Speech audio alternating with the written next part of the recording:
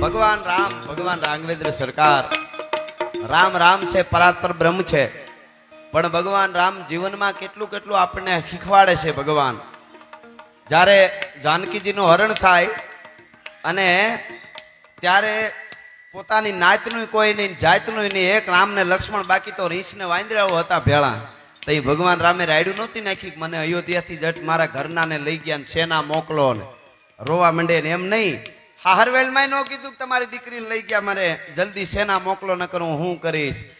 राम ने लक्ष्मण बे भाईओ रीछ ने वांदरा भेळा लई अने दरियानी छाती माथे पुल बांधीने रावणना आखा कूळनो घोबो उपाડીने पाछा वही आवे। आने भगवान राम कहेवाय भला माणस।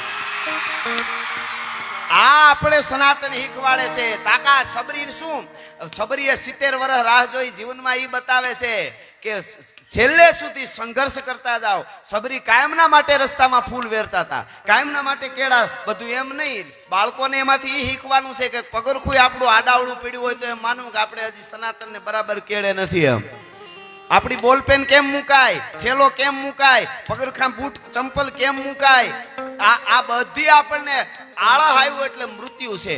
અટાણે આપણને કેમ કે અહીંથી કાળોતરો નાગ કરડવાનો છે તો આપણે બીક લાગે ને કે મરી જાય કાળોતરો કરડે તો ઈ કાળોતરો હારો આળાથી મોટો કોઈ કાળોતરો છે જ નહીં। જેદીથી જીવનમાં મારે આ કઈ કરવું એવું થાય તો માનવું કે આપણે મરી ગયા છે ઈ ન આવે ઈ આપણી ગુરુ પરંપરા છે ભલા પણ માણસ ઈ સનાતન પરંપરા છે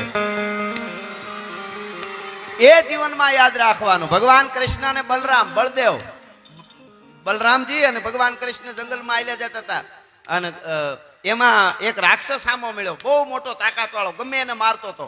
એ રાક્ષસ સામો મળ્યો એટલે બલરામ એના સામે યુદ્ધ કરવા માટે ગયા પણ બલરામ યુદ્ધ કરે પણ એટલો તાકાત વાળો ગદ્યાનો ઘા કરે એ ગદ્યાનો એવો પ્રહારનો ઘા કરે બલરામને ઘા કરે તો લાગે ને તો બલરામ રાડ નાખી ગયા।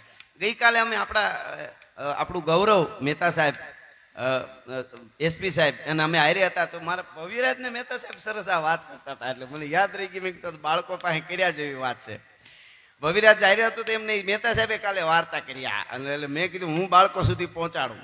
એટલે બલરામ ને યુદ્ધ કરે લાગે એટલે તો રાડ થાય રાડ દે ને તો ઓલો રાક્ષસ ડબલ મોટો થાય એને એવું વરદાન જેને પોતે મારે ને સામે વાળો રાડ નાખે ને તો ઓલો ડબલ મોટો થાય। તો બલરામ જેવી રાડ નાખે તો ઓલો મોટો થાય વળી ઘા કરે વળી બલરામ રાડ એવડો મોટો થઈ ગયો। અને પછી બલરામ થાકીને ભાગ્યા પછી કૃષ્ણ ભગવાનને કીધું ભગવાન કૃષ્ણને હામાં લડવા ગયા હતા એને લાગ્યો એને ઘા કર્યો। ભગવાને એકવાર તો ઓહો એમ તો થઈ જાય ને ઘા કરે તો ભગવાન છે પણ એની માયામાં તો એવું કરવું પડે ને એટલે રાડ નાખી તો ઓલો મોટો થયો ભગવાનને ખબર પડી ગઈ આ તો રાડ નાખી એટલે મોટો થાય છે।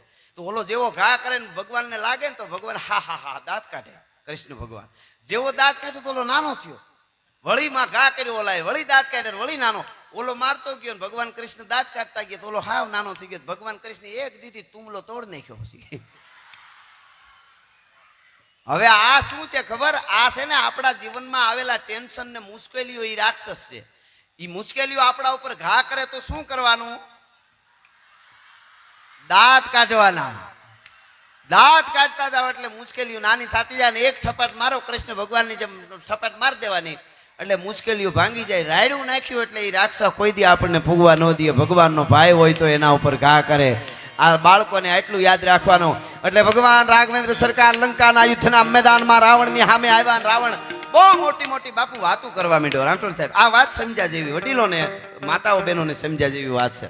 રાવણ બહુ બોલવા માંડ્યો આ હાથેથી કૈલાસ ઉપાડેલો છે મેં હું રાવણ છું મેં નવગ્રહ ને ઢોલીએ બાંધ્યા છે મેં આમ કર્યું છે મને પૂછ્યા વગર મેઘથી વરહાય નહીં મને પૂછ્યા વગર કોઈથી લખાય નહીં બ્રહ્માથી આ બધું મીંડો કેવા રાવણ।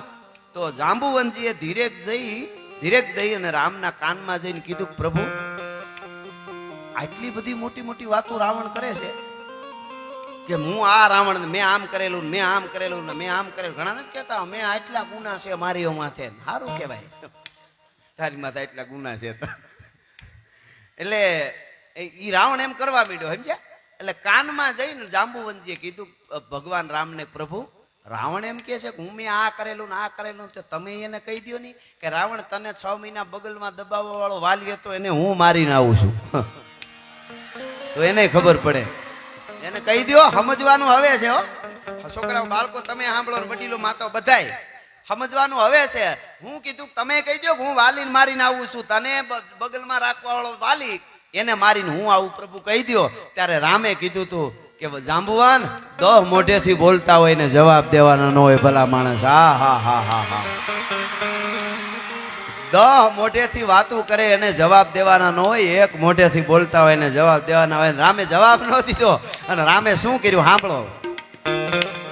ગાડા હુકળ હઠીલા જોત ફેરની નિશાન ગાજે ડાડે ઠંડી દૂધ મે પકડી ઘટા નીચે ગાને પકડી ઝડપ નથી ઉપાડે પકોડ રેડા રેડા નાદ થોડા ઉપાડે ગાડા હુકળ હઠીલા જોત ફેરની નિશાન ગાજે ડાડે ઠંડી દૂધ મે પકડી ઘટા નીચે ગાને પકડી ઝડપ નથી ઉપાડે મહીપાટ પકડી ગાડ કામરા કાટમો આસમાન પેરા ઉતળા એના કાઈ આસમાન. બાળકો એટલા આનંદ લૂટે છે, મજા આવે છે. છોકરાનો જન્મ થાય ને છોકરાનો બાળકનું એટલે જય દાદા દાદી હું કે ખબર મારા જેવો જ છે.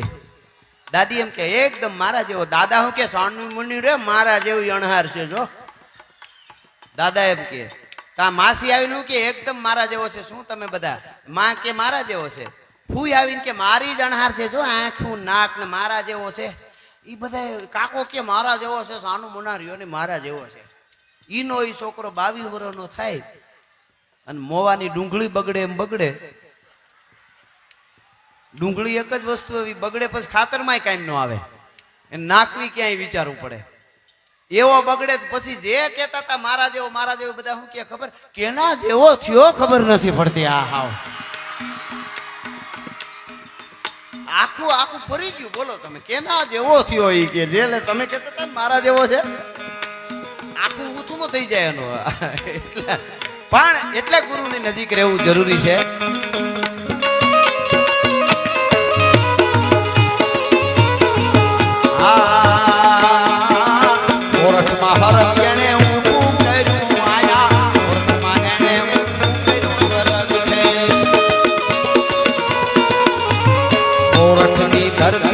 હરગ દેખાડ્યું આથી હારું સ્વર્ગ કેવું હોય. બાપુ રાત દિવસ આપણા માટે દોડે છે, સનાતન માટે પીડા કરે છે. બાપુને જ મઢુલી બાંધીને બેસી જાય બધા એને ત્યાં દઈ આવે, જોઈએ એ દઈ આવે. પણ હું જ્યાં જ્યાં જાઉં છું ત્યાં બાપુની વાત નીકળે એટલે ગૌરવથી કહી હેગી કે અમારો ગુરુ મહારાજ છે મુક્તાનંદજી બાપુ. એટલે કોરઠની ધરતીમાં હરગ દેખાય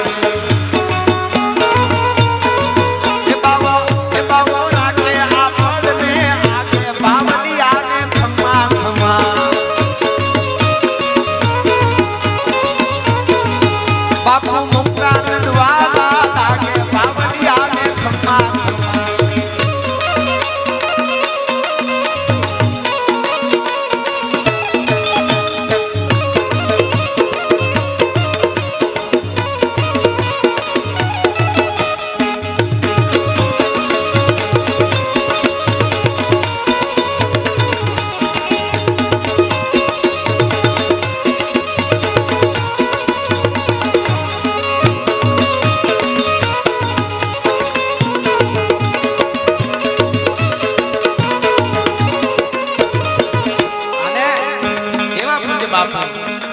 દાન ધર્મ ને શિક્ષણ